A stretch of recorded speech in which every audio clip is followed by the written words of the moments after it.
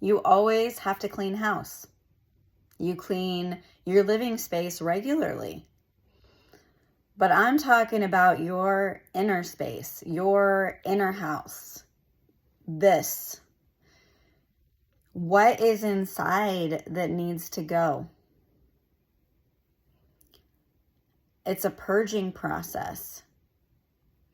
And the best way to get to that is to ask yourself loving questions.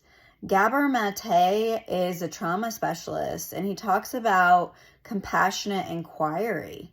So to get to the root of, what you need to change, what you need to work on in order to live a more fulfilling life, you have to ask yourself deep questions.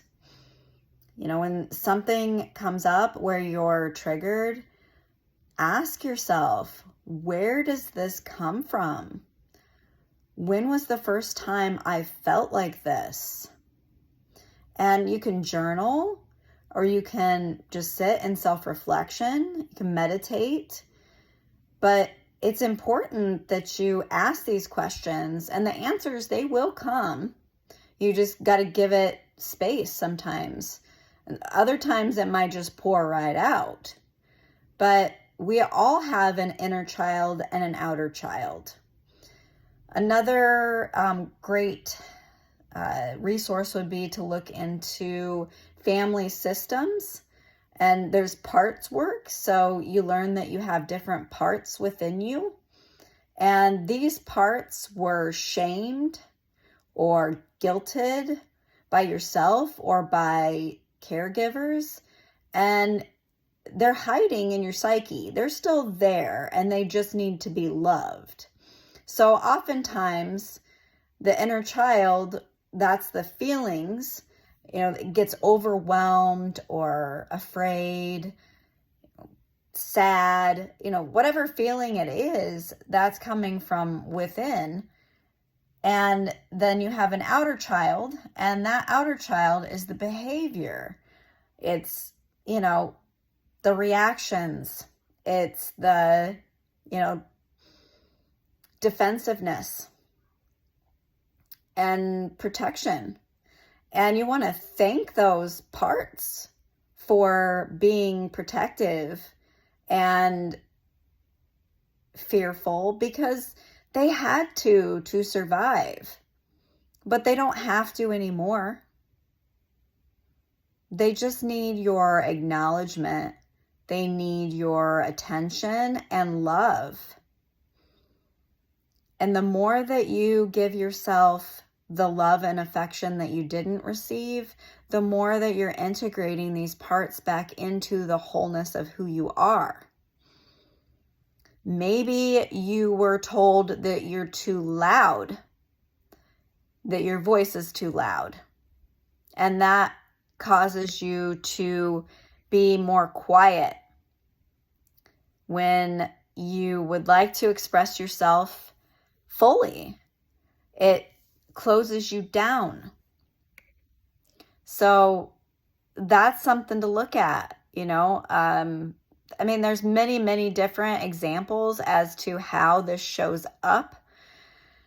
Assertiveness for women especially can sometimes be an issue, because we're taught to be good girls and to please other people all the time and put your needs, everyone else's needs ahead of yours. And especially if you're a mother, you're supposed to be always sacrificing, and your children always come first.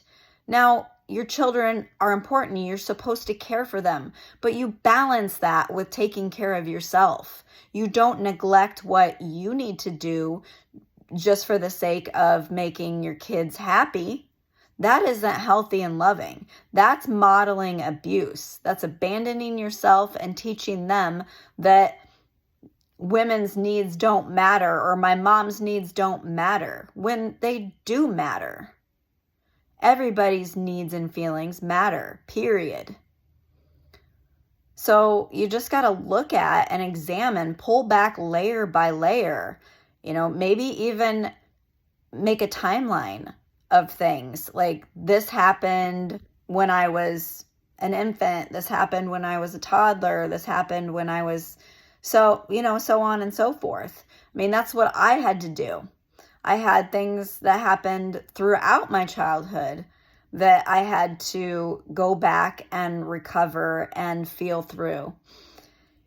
And in doing that, I'm going to tell you, for me, my best exercise would be going into meditation and letting those things come up while I'm at peace and grounded and in love, and then rewriting the script on them. Give them a different meaning. It's not my fault that when I was 5 years old, I walked in on my dad while he was urinating and saw his penis. And because he was sexually molested, he flew into a rage and spanked me because I saw what I shouldn't have saw. I didn't really know what I was seeing anyway. I was, just a little girl. But that stuck with me. And then to top it off, I had to go to Christmas. It was on Christmas Day, and we had Christmas celebration at grandparents' house. And I was, upset. But I'm supposed to put on this happy face and be excited. It's Christmas and presents and all of that. So, that stuck with me. It really stuck with me. So that memory, it kept coming back up for me over and over and over again. And the past will repeat it if you don't give it a new context. So, my dad, he did the best he could. He reacted from his unhealed wounds, and that traumatized me. There's nothing I can do about that as far as that's what happened, but I can go to that little girl that still lives inside of me, and I can give her the love that I didn't get. I can change that memory into one where instead of my dad spanking me, he tells me how it's important to always knock and not walk in on someone, and he just would have met me in a completely different way that wouldn't have caused harm. He didn't know any better. So I forgive him and I forgive myself, but it's my responsibility now to love those parts within me so that I don't repeat poor relationship patterns where I'm choosing emotionally unavailable men who are either avoidant or immature or both, and trying to earn love. They'll never be able to give me what I need. They're not supposed to anyway. I'm supposed to give me what I need. But if I choose someone like that, my nervous system is going to go back into a trauma response. It's going to go into fight, flight, freeze, or fawn. And so it's just knowing that I am responsible for changing that. No one else can. And I will never attract a loving partner if I'm continuing to choose people that I have to earn love from. So it's highly important to rewrite the script and give yourself the love that only you can give, and not expect that from someone else. That's nobody else's job. It's not my job to heal someone else, and it's not someone else's job to heal me. We can support each other and be compassionate, but the boundary is, it's not mine, it's yours. And what's mine is not yours. It's both ways. But in a lot of relationships, they're trauma bonds where the woman is using the man to try to fulfill unmet needs, and he's doing the same. And neither one of them are capable of having a loving relationship. Both of them are emotionally unavailable because neither one of them is giving to themselves first.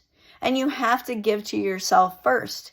You can't have a good relationship if you're expecting the other person to meet your unmet needs all the time. Like, that's not healthy, and it's not anyone's job. But you have to see that you're responsible for changing that and not be hard on yourself about it. Like, give yourself so much love and compassion.